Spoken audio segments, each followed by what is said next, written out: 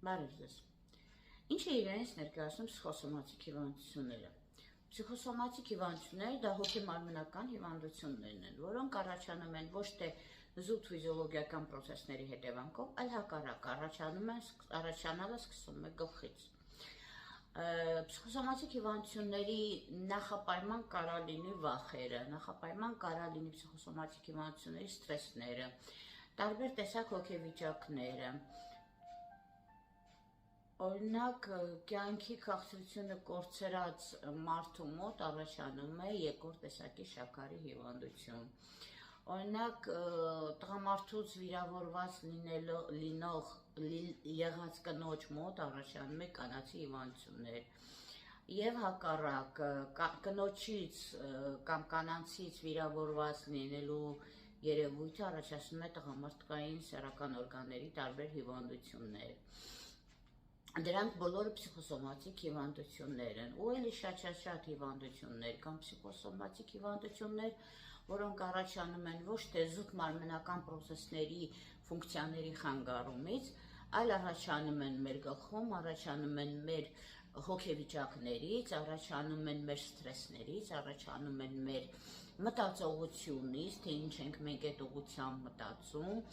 առաջանում են նաև մեր սեփական մտքերից, որ մենք վիրավորված ենք, մենք մեզ համարում ենք մերժված,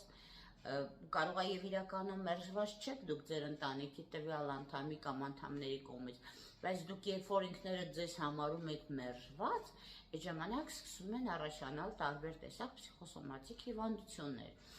Եվ որպեսզի զերծ մնաք այդ ամեն ինչից, փորձեք նախ առաջինը գրեթե բոլոր խնդիրներին նայել մատերի արանքով, դա շատ թեթևացնում է հոգեվիճակը։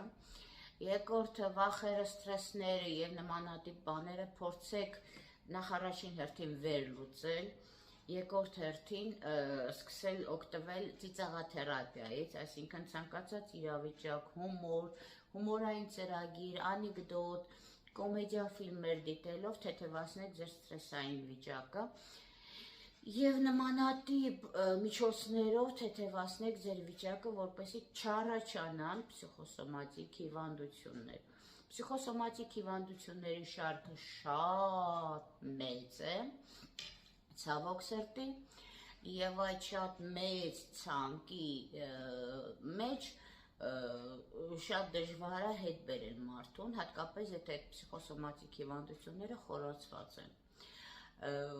Սրտանոթային հիվանդություններն են մտնում պսիխոսոմատիկ հիվանդությունների մեջ,